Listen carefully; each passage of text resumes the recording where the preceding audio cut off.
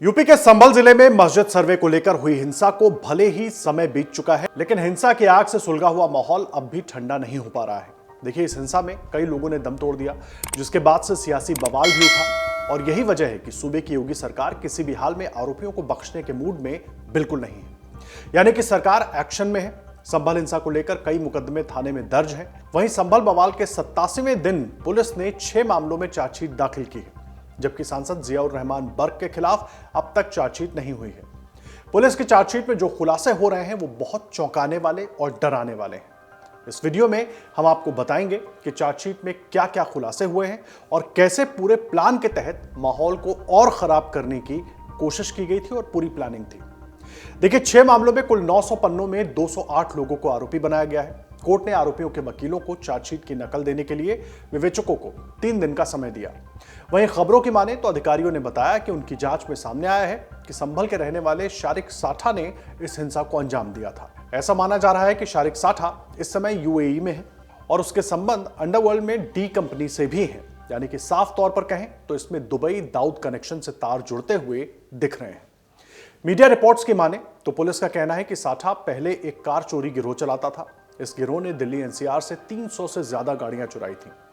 Police के अनुसार साठा का संबंध दाऊद इब्राहिम और पाकिस्तान के आईएसआई से है। वो नकली पासपोर्ट का इस्तेमाल करके देश से भाग गया। मीडिया रिपोर्ट्स की माने तो शारिक साठा साल 2018 में जेल से छूटने के बाद फर्जी पासपोर्ट से दुबई भाग गया था।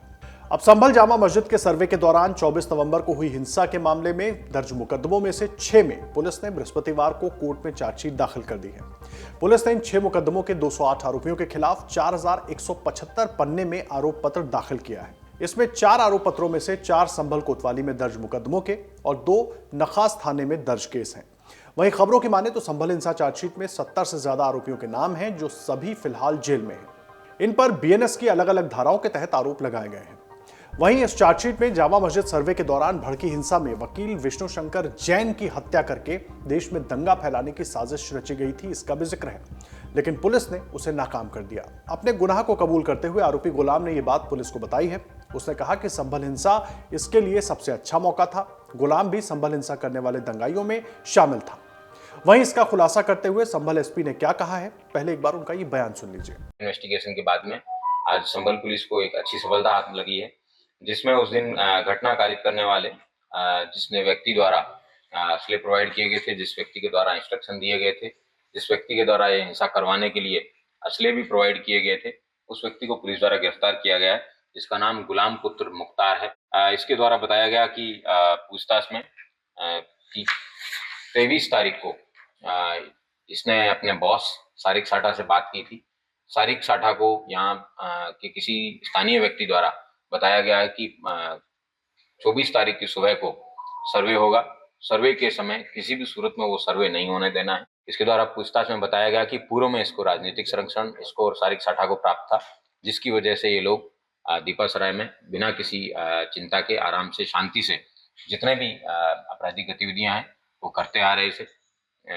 लेकिन पिछले कुछ समय से पुलिस की सख्ती के कारण ये आपराधिक गतिविधियां संचालित नहीं कर पा रहे थे।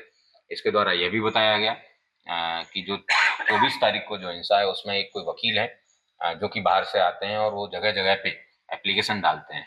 इनके द्वारा ये निर्धारित किया गया, जब प्लानिंग में असले देने के समय उन्होंने उसको ब्रीफ किया गया था, उसका फोटो भी उनको बताया गया था कि ये इस तरीके का व्यक्ति है, झूलिए का है, इसको जामा मस्जिद के अंदर किसी भी सूरत में पहुंच के उस व्यक्ति को खत्म करना है।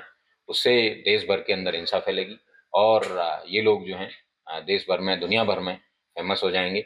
इसके आगे पुलिस की तरफ से बताया गया कि जैसे जैसे जांच आगे बढ़ेगी सप्लीमेंट्री चार्जशीट दाखिल की जाएगी। पुलिस ने यह भी बताया कि साठा नकली पासपोर्ट का इस्तेमाल करके देश से भाग गया था। वहीं एक मीडिया चैनल को दिए इंटरव्यू में संभल के एसपी कृष्ण कुमार बिश्नोई ने बताया कि जांच के दौरान साठा की संलिप्तता सामने आई है और हमारे तरफ से जुटाए गए सबूतों के आधार पर हम कह सकते हैं कि उसने हिंसा की साजिश रची थी। चार्जशीट में साठा के गिरोह के कई सदस्य भी शामिल हैं। ये चार्जशीट की पहली खेप है और जैसे जैसे जांच आगे बढ़ेगी इसमें सप्लीमेंट्री चार्जशीट्स आती रहेंगी।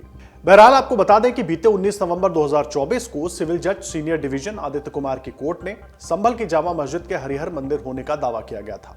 इसी दिन न्यायालय ने रमेश सिंह राघव को कोर्ट कमिश्नर नियुक्त कर दिया था और उन्होंने शाम को मस्जिद का सर्वे किया।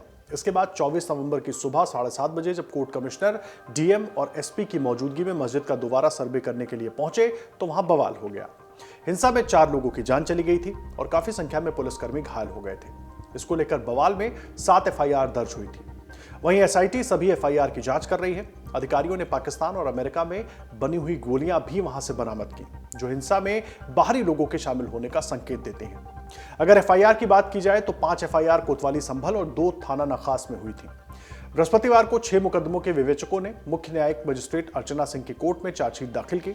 बवाल को लेकर दर्ज मुकदमों में से एक में संभल के सपा सांसद जियाउर रहमान बर्क को भी नामजद किया गया है।